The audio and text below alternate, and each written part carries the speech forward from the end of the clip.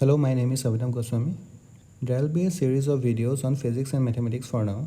I hope you get to learn something from this video. So please share your comments below so that the videos could be modified accordingly. Also, you can ask any question if you have.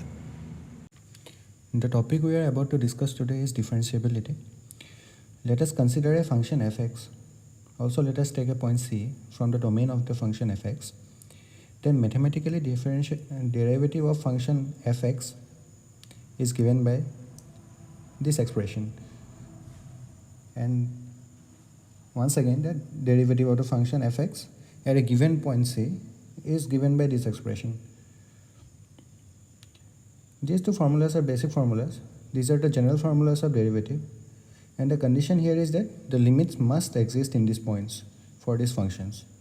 Derivative is read out using the phrase derivative of the function fx with respect to x, and it is denoted by ddx of fx or f prime x. Also, if we say that y equal to fx, then ddx of y or y prime. Now let us talk about some algebraic properties of derivative. Let us first consider two functions u and v. So if we add or subtract these two functions, say u plus or minus v, and take derivative of the whole thing, then it will be given by derivative of u plus or minus derivative of v. Now second one is pretty important.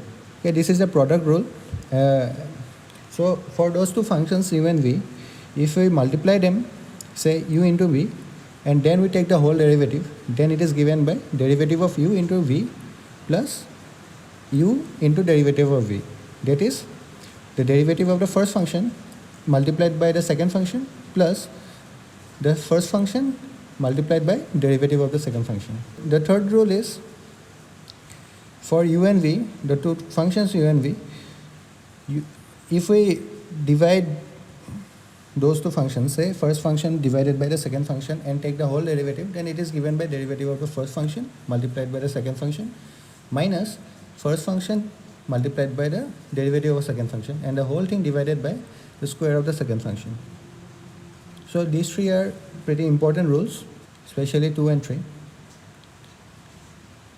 Now let us see the derivative of some standard function. For a function x to the power n, the derivative is given by n into x to the power n minus 1. For the trigonometric function sin x, it is given by cos x. For the trigonometric function cos x, it is given by minus sin x. And for the trigonometric function tan x, it is given by sec square x. Now we define derivative of a function. Now let's see one thing. Whenever we define the derivative of a function, it is provided that the limit exists.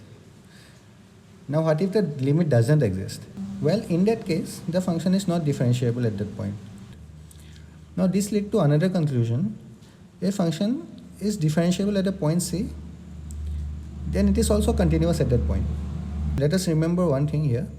The converse of this above statement is not true. This is just the first part. I will continue with some examples in the next part. Thank you.